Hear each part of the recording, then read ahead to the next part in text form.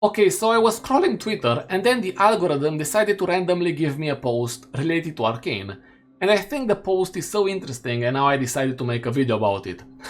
You can clearly see that someone is replying to a post made on Reddit, on this Arcane subreddit, where the people from that subreddit believe that Silco would have loved Isha. And the response to that post is, these people have convinced themselves this man was a good man and it's concerning. Now personally, I saw this and I was like, okay, I don't think many people even agreed with this post. So then I went on Reddit and I found the post itself and it has 4,000 likes. Now it may not seem like a lot, but we are all the leftovers of the Arcane fandom or whatever it's called, because Arcane is over. The thing is, my take on this is very simple. Silco is not a good person, and I know I'm going to trigger a lot of Silco apologists. I have debated a few of them in the comment section of my videos. The takes are generally delusional, but I'm willing to debate anyone. On this one, you cannot bring any argument that is going to prove that Silco is a great person, a good person, right? Because he proves otherwise. If he was a good person, a liberator, he wouldn't enslave his own people.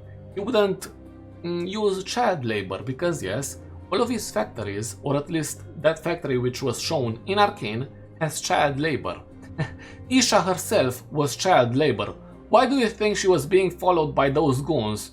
Those goons who were working for Cross, one of the camp barons. I would be very surprised if Isha wasn't child labor at the time whenever the chaos erupted after Silco died and all the camp barons started fighting each other. That's probably the best moment for her to escape. Also, Isha keeping the helmet makes me think that it was given to her by someone important and that someone died. That's why Isha doesn't speak.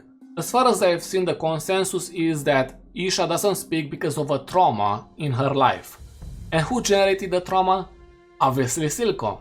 Silco would definitely love Isha if she was working in one of his shimmer factories. This image itself is edited because this is from the moment when Silco threatens Marcus. As soon as Marcus gets home, Silco threatens him.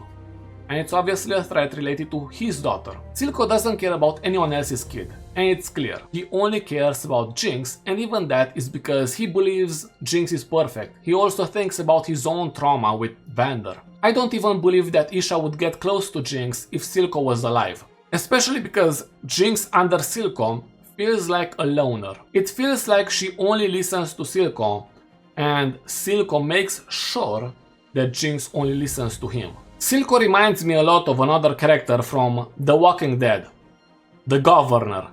There is one scene with this character where another character asks the Governor, if you love your daughter so much, how can you hurt someone else's daughter? And the response from the Governor goes like this, because they are not mine. Silco clearly cares only about Jinx, he doesn't care about anyone else's kid, as I mentioned, and he wouldn't want anyone to remove Jinx from him and the idea of Jinx, because with Isha around Jinx it seems like she goes closer to being Powder rather than Jinx, right? So he removes Isha from the picture, put her in another factory, or... With all of that being said, I disagree with the idea that Silco would have loved Isha.